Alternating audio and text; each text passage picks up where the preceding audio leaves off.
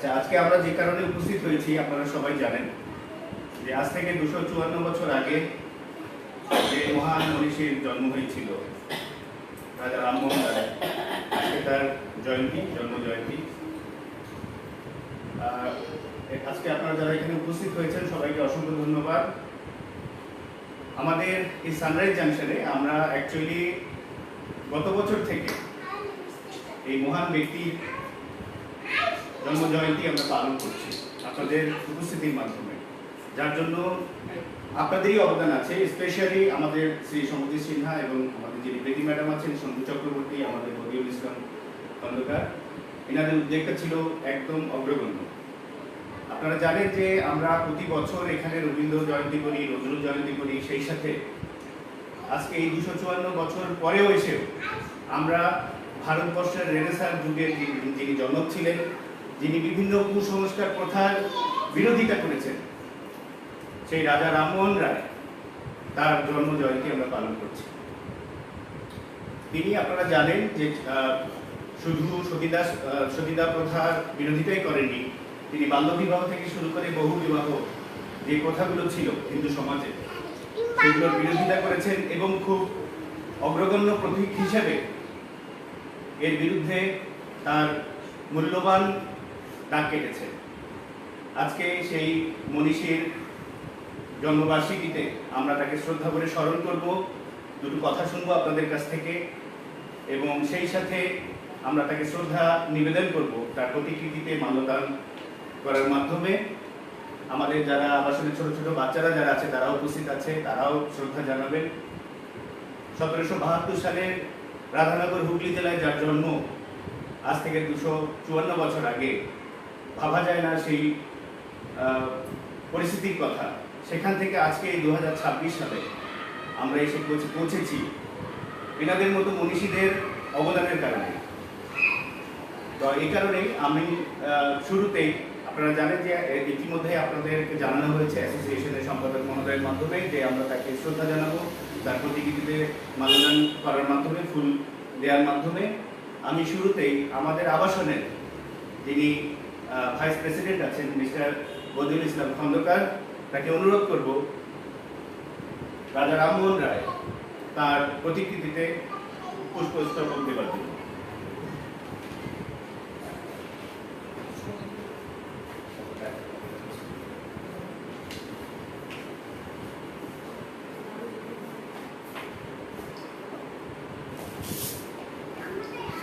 আমি ডেকে নিচ্ছি শ্রী সমুদ্র সিনহা, আমাদের এই আবাসনের একজন বরিষ্ঠ ব্যক্তিত্ব, তাকে শ্রী রাজা রামমোহন রায়ের প্রতিকৃতিতে ফুল দিয়ে শ্রদ্ধা জানাবো।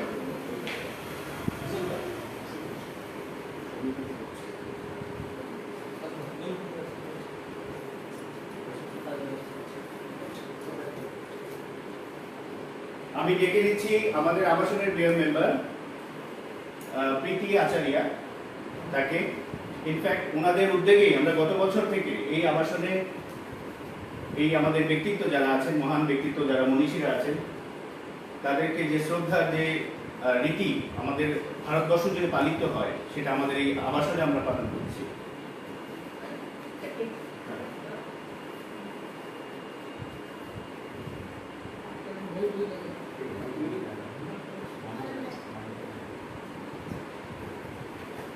এখন আমাদের আবাসনে যিনি সম্পাদক মহোদয় শ্রী সন্ধু চক্রবর্তী,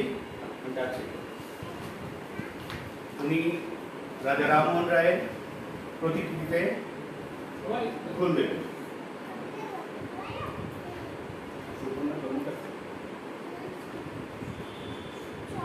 শ্রীমতী সুপর্ণা কর্মকার, আমাদের মেয়র মেম্বার, শ্রী রাজা রামমোহন রায়ের প্রতিকৃতিতে ফুল দেবেন।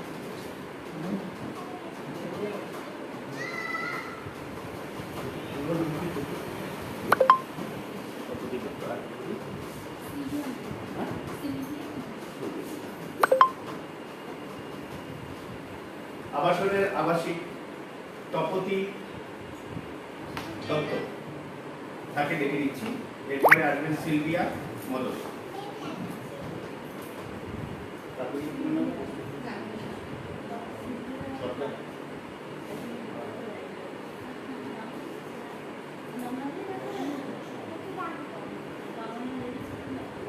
সিলভিয়া মতো আমাদের আবাসনেরই আবাসিক শ্রদ্ধা জানাচ্ছে।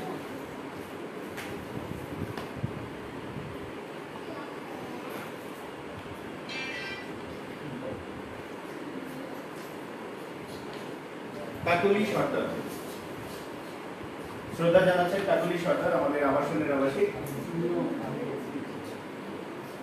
আপনারা জানেন রাজা রামমোহন রায় তার এই উপাধিটা পেয়েছিলেন মুঘল সম্রাট আকবরের দ্বিতীয় আকবর তার মাধ্যমে উপাধিটা পেয়েছিলেন। রাজা রামমোহন রায় ব্রহ্মচর্য প্রতিষ্ঠা করেছিলেন, এই বিভিন্ন যে আন্দোলনগুলোর কথা বলেছিলেন সেগুলোর পাশাপাশি আসলে ব্রাহ্ম সমাজ দুঃখিত। তো তার সেই অবদানের কারণে আজকে আমরা এই রেনেসাঁ যুগের পরে এইখানে এসে উপস্থিত হয়েছি। আমরা আশা করব আমাদের সানরাইজেও যে ৩-৪ বছর আগে যে রেনেসাঁ হয়েছিল তার অনুপ্রেরণায় আমরা উদ্বুদ্ধ হয়ে সামনের দিকে এগিয়ে যাব। আমাদের আবাসনের যারা কচিকাঁচা বাচ্চারা আছে তাদেরকে অনুরোধ করবো একে একে আসবার জন্য। বলুন চলে এসো, বলুন আসো, একজন একজন করে আসো, বলুন একজন একজন করে আসো, চলে আসো, লাইন ধরে দাঁড়াও। আসো, নাম কি? নাম আশিকা, আশিকা সিং। তোমার নাম বলো? হ্যাঁ, আর্টিকা ঘোষ। হ্যাঁ, তুমি জানো কাকে ফুল দিচ্ছ? বলো তোমার নাম কি? না, রাজা রামমোহন রায়। রাজা রামমোহন রায়। Thank you.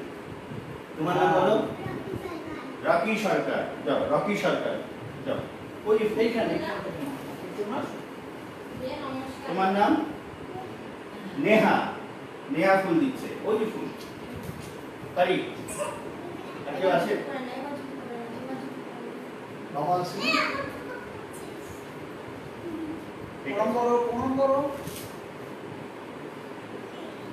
বাচ্চারা সবাই দিকে আসো একবার, সবাই দিকে আসো, সবাই আসো আসো, দাঁড়াও এখানে দাঁড়াও, সবাই একবার দাঁড়াও, সবাই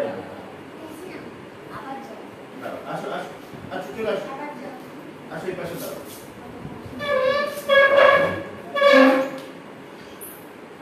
বলো তো আমি এতক্ষণ কি বলেছি? আজকে কার জন্মদিন? রাজা রামমোহন রায়। কার জন্মদিন বলুন? রাজা রামমোহন রায়। বলো, রাজা রামমোহন রায়। রামমোহন রায়। কে বলতে পারবে? বলো আশিকা। রাজা রামমোহন রায়। ঠিক আছে, সবাই একটা ছোট করে একটা হাত তালি দাও দিই তোমরা। Very good, very good, thank you, thank you. যাও,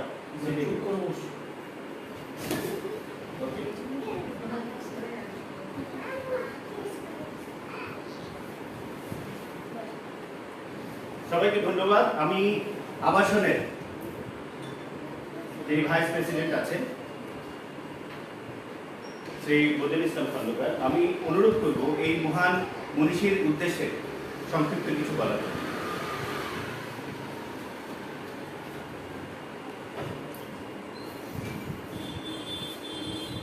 উপস্থিত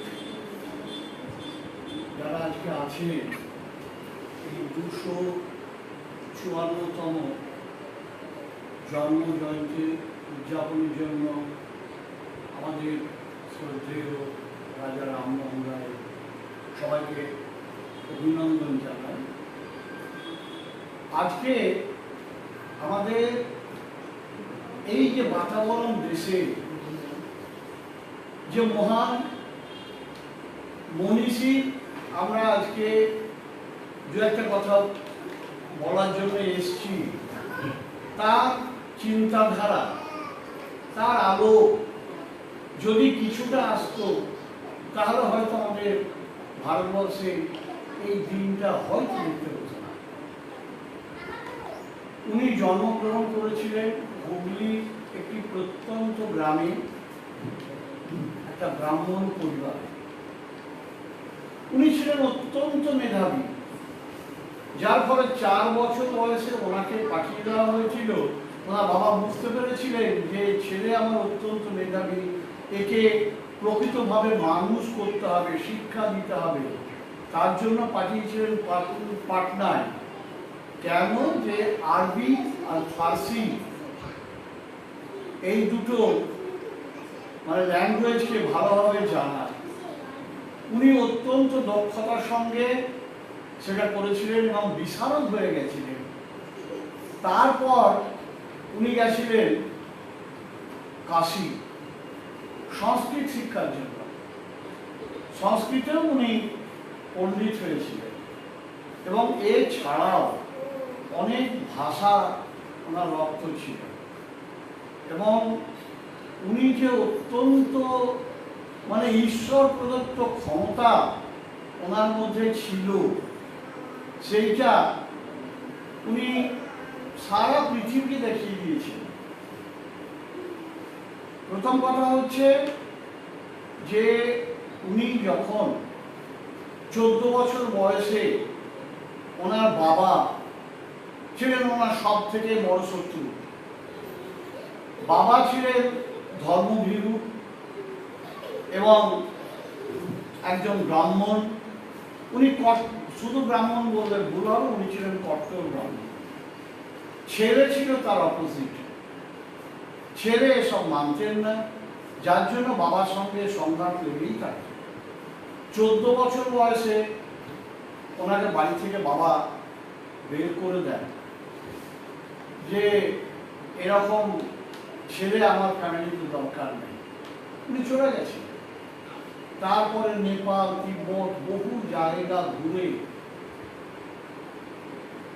পরিবর্তন হওয়া দূরের কথা, উনি জ্ঞানের একটা ভান্ডার নিয়ে ফিরেছিলেন 14 বছর পর। বাবা হয়তো ভেবেছিলেন যে এবার আমার ছেলে হয়তো কিছুটা বদলেছে, আমার সঙ্গে এত মতবিরোধ হবে না, কিন্তু ঠিক তার উল্টো। বাবার সঙ্গে কোনোদিনই তার সহমত হয়নি এই অন্ধত্ব উপর বেশ করে। উনি বেরিয়ে গেলেন, বাড়ি থেকে বেরিয়ে তার লেখা বিভিন্ন পত্রিকা উনি বার করতে আরম্ভ করলেন, বই লিখলেন, যার অপরিসীম ক্ষমতা। সেই ক্ষমতার প্রকাশ আমাদের শুধু পশ্চিমবঙ্গে নয়, ভারতবর্ষ পেয়েছিল। কিন্তু তার কাল হলো তার প্রতিভা। যারা কট্টরপন্থী, সে হিন্দুই বলুন, মুসলিম বলুন, খ্রিস্টান বলুন, তিনটে কট্টরপন্থী কিন্তু তার এগেনস্টে যত রকম অত্যাচার করা যায়, তার পিছনে লাগা যায়, তা কিন্তু লেগেছিলেন, কিন্তু তবুও তাকে কিন্তু দমাতে পারেনি। উনি হিন্দু কলেজ প্রতিষ্ঠা, হিন্দু স্কুল প্রতিষ্ঠা করেছিলেন, যেটা আজকে প্রেসিডেন্সি কলেজ। উনি ব্রাহ্ম সমাজ, যারা মূর্তি পূজা করেন, ব্রাহ্ম সমাজের প্রতিষ্ঠাতা উনি। এবং শেষে ওনার কাজ ছিল, অনেকে আগে বাচ্চা হওয়ার পর হয়তো মেয়ে হয়েছে, জলে ভাসিয়ে দিয়েছে, প্রথম সন্তানকে জলে ভাসিয়ে দিয়েছে। এইগুলোকে উনি বাধা দিয়েছিলেন, বাল্য বিবাহ বাধা দিয়েছিলেন। এবং সব থেকে বড় কথা, ওনার যেটা মেন, সেটা হচ্ছে সতীদাহ প্রথা। লর্ড বেন্টিং তখন এখানে ছিলেন, তাকে উনি কনভিন্স করিয়ে সতীদাহ প্রথা আইন করেছিলেন যে সতীদাহ প্রথা বন্ধ করা হোক। কিন্তু সেই সময় যারা কট্টরপন্থী, তারা কিন্তু মানেননি। ওনারা কিন্তু ইংল্যান্ডে একজন ব্রিটিশ লয়ারকে রিক্রুট করেছিলেন, যাতে ইংরেজ সরকারের কাছে এই কেসটা আবার রিওপেন করা হয় এবং সতীদাহ প্রথা যেন বলবৎ থাকে। কিন্তু তার বুদ্ধিমত্তার কাছে সেই ইংরেজ লয়ার পর্যন্ত হার মেনেছিলেন এবং সেইখান থেকেই সতীদাহ প্রথা চিরদিনের মতো ধুয়ে মুছে গেল। এই যে ওনার যে আলো, উনি একটি মহান নক্ষত্র, সেই মহান নক্ষত্রের আলো আমাদের এখান থেকে আমরা পেয়েছি এবং এখন সেই আলোটা অত্যন্ত দরকার। তাই আমি বলবো যে জাতি ধর্ম নির্বিশেষে আমরা সবাই যেমন সানরাইজে এক হয়ে আছি, এইটা তার কিছুটা প্রতিফলন। এবং আমি চাইবো আরো ভালোভাবে যেন আমরা চলতে পারি বা আমরা একে অপরের সুখে দুঃখে থাকতে পারি। এবং উনি রাজা উপাধিটা পেয়েছিলেন দ্বিতীয় মুঘল সম্রাট আকবরের কাছ থেকে, এবং এই আকবরই ওনাকে পাঠিয়েছিলেন ওনার রিপ্রেজেন্টেটিভ করে লন্ডনে, যেখানে উনি এই বিধবা সতীদাহ প্রথা বন্ধ করার জন্য ব্রিটিশ লয়ারের সঙ্গে লড়েছিলেন উনি নিজে, এবং তাকে যুক্তি তর্ক দিয়ে সে ব্রিটিশকে হারিয়ে এই আইনটা বলবৎ করেছিলেন। ওনার সম্পর্কে বলতে গেলে অনেক কিছু বলার আছে, আমাদের সেই বুদ্ধি আমাদের অত নেই। আমরা চাইব ওনার দেখানো রাস্তায় কিছুটা হলেও সমুদ্রের এক বিন্দু জল যদি তুলে যদি সেইটুকু পাথে করে যদি আমরা চলতে পারি, তাহলে আমরা অনেক ভালো থাকব। আমরা সবাই ওনার চিন্তাধারায় বিশ্বাস করে আমরা নিজেরা যেমন চলছি যেন চলতে পারি, আরো ভালোভাবে ওনার চিন্তাধারাকে মাথায় রেখে আমরা এগিয়ে চলবো, এই কামনা করি। ধন্যবাদ।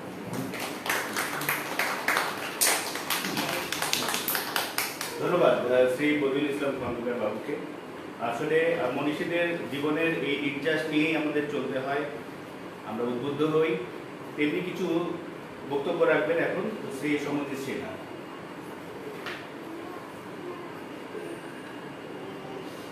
নমস্কার সবাইকে। আমার আগে মাইকটা চেপে আমার সুন্দর করে বললেন, তারপরে আমার বলার কিছু নেই। আমার বলার কিছু নেই বলেও যেটা বলবো, আজকে আপনারা বিশেষ করে এখানে বেশি সংখ্যায় উপস্থিত আছেন মহিলারা, আপনারা থাকতেন না উনি যদি না থাকতেন। কারণ যে মেয়ে জন্মাইলেন গঙ্গায় বিসর্জন,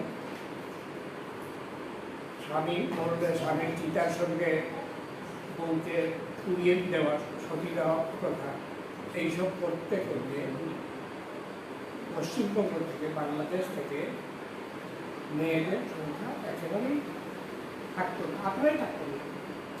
হরিয়ানায় হরিয়ানায় গর্ভবতী মায়ের ভ্রূণ বেআইনিভাবে চেক করে যখনই দেখে কন্যা ভ্রূণ, তাকে ডিকেজ করে দেওয়া হয়। করতে করতে এখন হরিয়ানায় কন্যা সন্তানের জন্ম হয় না, হরিয়ানা এখন কন্যা সন্তানের অভাবে চলছে। এইভাবে আরও দেশ আরও এলাকা বাড়ছে, রাজস্থানও এইটার প্রভাব পড়ছে, ইউপিতেও ঢুকছে। তো এই ভদ্রলোক যদি না থাকতেন, রাজারা আমাদের একবার এই দৃশ্যটা শুধু ভাবুন যে বর মারা গেছে আর বউকে নিয়ে বরের চিতায় তাকে বেঁধে ধরে পুড়িয়ে দেওয়া। রাজু রায়ে এটা করলেন তার বউটিকেও পুড়িয়ে মারতে গেছিল, তিনি বাইরে ছিলেন, ছুটে এসে বউদিকে নিয়ে তিনি ফলে তাকে সমাজচ্যুত হতে হয়। তথাকথিত আমাদের এই ভদ্র সমাজ তার বিরুদ্ধে লেগে যায়, নিন্দা কুৎসা কিছু আছে। তো এইসব পেরিয়ে থেকে করেছে এই ভদ্রলোক তাদের প্রভাব। আর আমি সবচেয়ে ভালো লাগলো, আমি ভুলেও উঠেছিলাম যে সামনে যে এটা আদৌ আমরা করি কিনা। তো সেক্রেটারি ফোন করে সত্যি বলতে বললো যে আজকে এটা হচ্ছে, আপনারা থাকবেন। আমার সত্যি ভালো লাগছে যে রবীন্দ্র জয়ন্তী এবং পালন এই দুর্যোগের মধ্যে একটা দুঃসময় চলছে আমাদের, মানে আগামী 2-3 মাসের মধ্যে আমরা আদৌ বাঁচতে পারবো কিনা আমরা জানি না। খুব খারাপ দিন চলে আসছে, খারাপ বলতে একেবারে খারাপ অবস্থা, ভারতে অর্থনৈতিক অবস্থা একেবারেই ডুবে গেছে, সেখান থেকে বাঁচা খুব মুশকিল। ওয়ার্ল্ড বিশ্ব ব্যাংক বলে দিয়েছে ভারতকে আর বাঁচাতে যাবে না। আরও নানান তথ্য আসছে, আদৌ বাঁচতে পারবে কিনা দুনিয়া। আমি তো ডিপ্রেশনেই কাটাই এইসব ভেবে ভেবে, মুখে হাসি, ওই হাসতে মন করেছে, হাসির কোনো কারণ দেখছি না। আজকে গ্যাস বুক করলে আগে 15 দিনের সঙ্গে সঙ্গে আসতো, এখন তো 15 দিন, তারপরে 3 মাস, তারপরে বেশি এরকম হচ্ছে। কারণ গ্যাসটাতে আসবে সেই হরমুজ প্রণালীতে গ্যাসটা সব জাহাজ আটক করে রাখা হবে। ভারতকে এদিক দিয়ে দেওয়া হবে যদি ডলারে টাকা না দিয়ে চীনের টাকায় এটা দেওয়া হয়। এখন অব্দি সারা পৃথিবীতে ডলার দিয়ে বিনিময় হয়, সেটা বাতিল করে চীনের ডলার, ইয়েন না, ইয়েন তো জাপানের, ইয়েন তো জাপানের, চীনের দামটা বলে গেছি, যাই হোক চীনের টাকায় মুদ্রা। তো ভারত চীনের মুদ্রা মাঝে মাঝে দেয়, দিয়ে আনে, দোয়া করে চলছে, কদিন চলবে জানে না। তার মধ্যে এর মধ্যে ইটালিতে একটা জাহাজ, আর ইটালি আটকে গিয়েছিল, আমাদের অস্ত্র বুঝায় একটা জাহাজ যাচ্ছিল ইসরায়েলকে সাপোর্ট করার জন্য। তো ইসরায়েল এবং আমেরিকা পৃথিবীর সবচেয়ে বড় শক্তি, তো সেই ইসরায়েলের অস্ত্র যাচ্ছে থেকে ইটালি আটকে গিয়েছিল তাড়াতাড়ি। যাই হোক, ইটালিকে চকলে টকলে দিয়ে আপনার এটাকে সামাল দেওয়ার চেষ্টা করলাম। তো এইভাবে কতদিন সামাল দিতে পারা যাবে জানি না, আমরা ডুবতে যাচ্ছি, জাহাজ আমাদের ডুবে যাচ্ছে। সেই পরিপ্রেক্ষিতে দাঁড়িয়ে উঠে এটা করা হচ্ছে। আমার মনে হয় না আমাদের এই রাজ্যে খুব কম জায়গায় এরকম লোকজন নেই, যতজন আছি ততজন যে একটা শ্রদ্ধা জানাতে পারছি আমাদের একজন মহাপুরুষকে, মহামানবকে। এর জন্য কৃতিত্ব আচার্য সেক্রেটারি বাইসিকেল অ্যাসোসিয়েশন, আপনারা যে উপস্থিত থাকবেন আপনাদের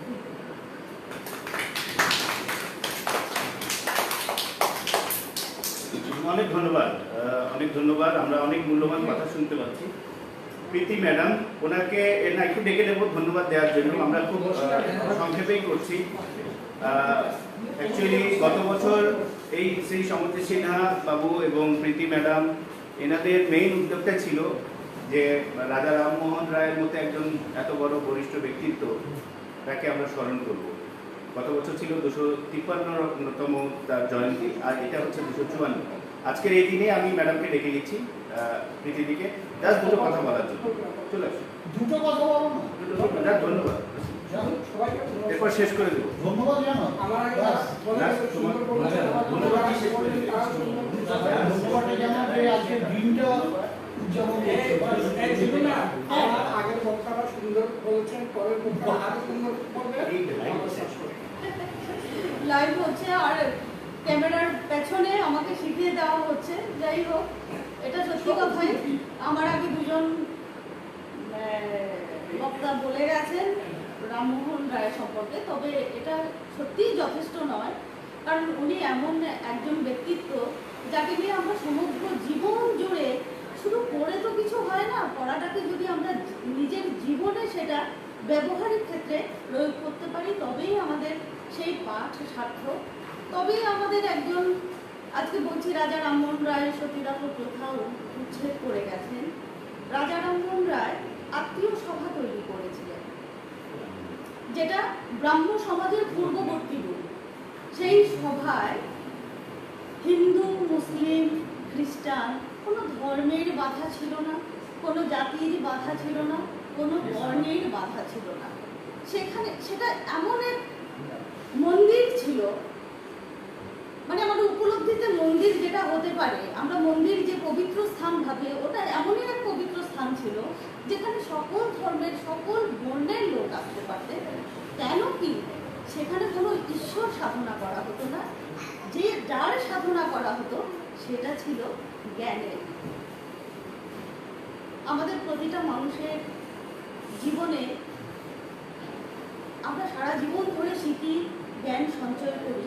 আমাদের পূর্বপুরুষ রাজা রামমোহন রায় থেকে বিদ্যাসাগর এবং পরবর্তী সময়ে রবীন্দ্রনাথ, ওনাদের জীবন দিয়ে আমাদের দেখিয়ে গেছেন। আমরা সেই পথেই হাঁটবো। কিন্তু এর মাঝে কথা বলতে বলতে আমার যে কথা একটা ছোট্ট করে মনে পড়লো, সেটা হচ্ছে গিয়ে আমি যখন এখানে ঢুকছি তখন এখানকার ছোট বাচ্চারা বলছে যে আজকে কারো একজনের জন্মদিন। হ্যাঁ, মনে হচ্ছে আজকে রাজা রামমোহনের বার্থডে আছে। তো আরেকজন জিজ্ঞেস করছে রাজা রামমোহন রায়কে। হ্যাঁ, রাজা রামমোহন রায়। বাচ্চাদের এই প্রশ্নটা আমাকে খুব ভাবালো, আর মনে হলো যে এই দিনটা আমাদের, যে আমরা শিশুদের কাছে পৌঁছাতে পারিনি যে কে রাজা রামমোহন রায়, কে বিদ্যাসাগর, কে রবীন্দ্রনাথ।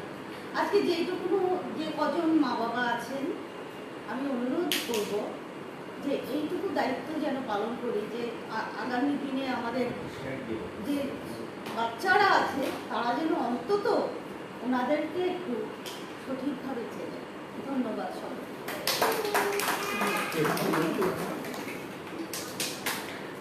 অসংখ্য ধন্যবাদ সবাইকে। আপনারা যারা এখানে উপস্থিত হয়েছেন, আমি আমন্ত্রণ জানাবো আর যদি কেউ কিছু বলতে চান। সুবর্ণাপতি কিছু বলবে? আসো, ধন্যবাদ দিতে পারো, নো প্রবলেম, চলে আসো। সুপর্ণা কর্মকার আমাদের সম্মানিত বিএম মেম্বার, ওনাকে অনুরোধ করবো কিছু বলার জন্য।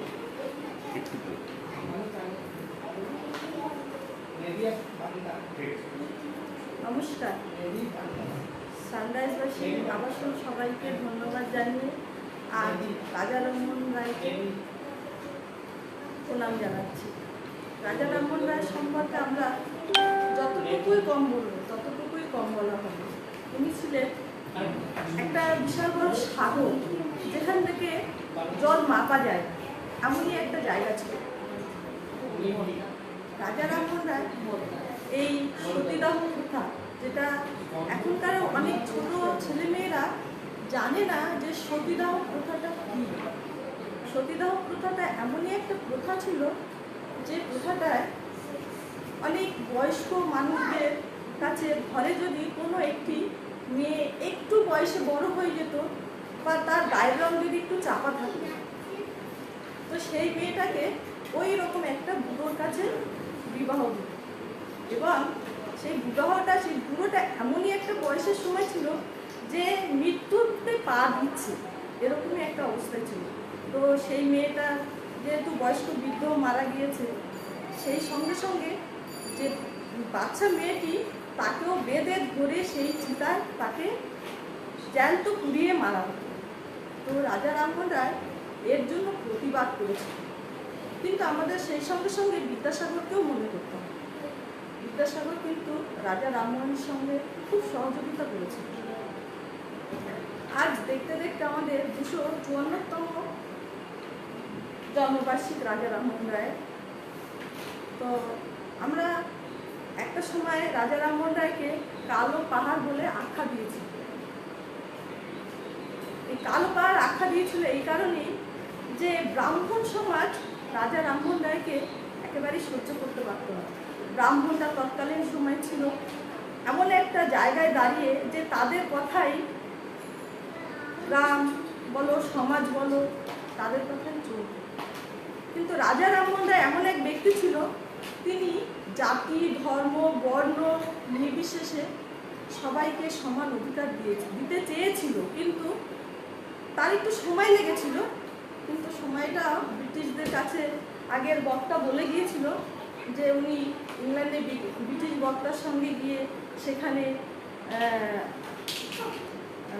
বিচারাধীনের উনি জয়ী হয়ে একটুখানি মিষ্টি করে যাচ্ছে, জয়ী হয়ে সতীদাহ প্রথাটাকে বন্ধ করেছিল, আইনে তো বন্ধ করেছিল। তো আজ রাজা রামমোহন রায় সম্পর্কে আগের দুজন যারা বলে গিয়েছেন, তো আমি ছোট্ট করে বললাম, আর আগে তো শুনেছেন, আর কিছু বলি না।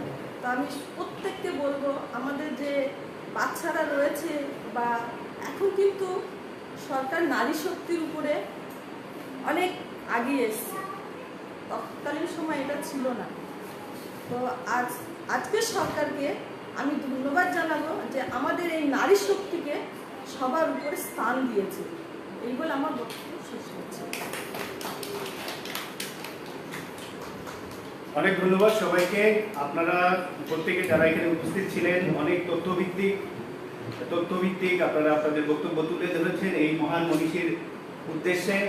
আপনাদেরকে অনেক ধন্যবাদ জানাচ্ছি। সেই সাথে আজকে এই 254তম রাজা রামমোহন রায় জয়ন্তী আমরা এখানেই সমাপ্তি ঘোষণা করছি। ধন্যবাদ সবাইকে। আমাদের আবাসনের ছোট ছোট বাচ্চাদেরকে অনেক ধন্যবাদ জানাচ্ছি।